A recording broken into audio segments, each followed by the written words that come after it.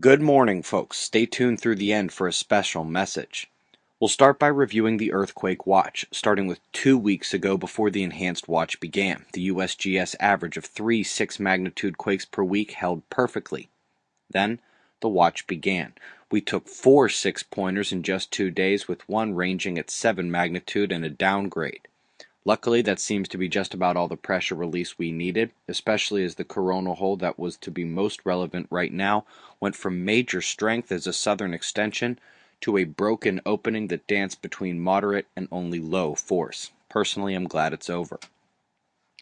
Top news. So there's one scientist who seeks to question the Antarctic sea ice setting record high marks, growing faster than the Arctic is melting up north. It's a major AGW propagandist named Ian Eisenman.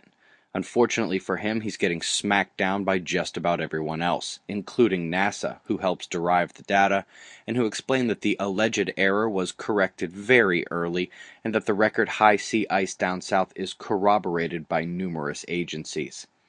We have a couple good article recommendations, including another example of the model ineptitudes that caused the IPCC projections to fail for 17 years. The models don't work well into the past. Also, we know that we have seen this pause in global warming, and now we know it's completely due to natural forcing, not due to any mitigation efforts of humans. I wonder what that means when we aren't in the natural cooling periods, like for the previous decades. We also have a terrific article on electrical DNA, and also a good new graphic from the Near Earth Observatory on water deficit out west during this mega drought. Tropical storm situation has died down as we're now solely focused on the Eastern Pacific development. Perhaps Hawaii will get a watch soon.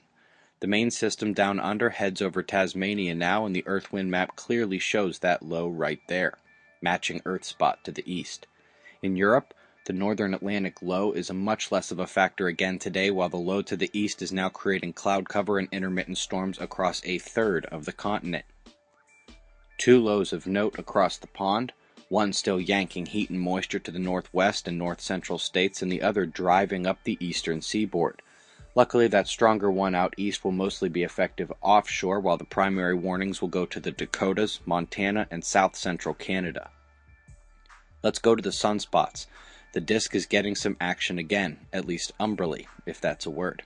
Anywho, right now every group is magnetically separated and lacks major flare potential, but I will note the positive spot leading up north there. That's a bit of a change, folks. Nevertheless, the solar flaring's big move barely crept up into sea range, still very quiet. Meanwhile, we appear to have the onset of another very weak coronal hole stream. No geomagnetic effects, but the sensitive meters are showing the pressure a tiny bit. Folks, happy birthday to suspiciousobservers.org. We are 1 year old today. Quickly running through, the Observatory Project page is open access along with the Storms page where we test the Uyen system in real time, and the SPACEWEATHER blog run by David Hyde, which is amazing. In terms of premium content on the website, we do an evening news update most of the time. Often it's from Billy's lab or just some minor notes, but usually there is something. The private forums are a no-trolls area where the observers converse, ask questions, and share links with each other. The fly-on-the-wall discussions are audio uploads only, no video, but we averaged over an hour per week this year and ended up with more than 60 hours of discussion. We also have the special series, Agenda 21 Counter-Strike, the geoengineering page, Humans and Electromagnetism, which I hope to update soon, the Electric Earth and Sun section, updated just yesterday, and of course, the Star Water, full series.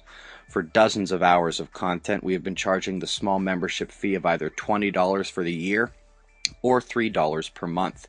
However, each last week of July, there will be an incentive.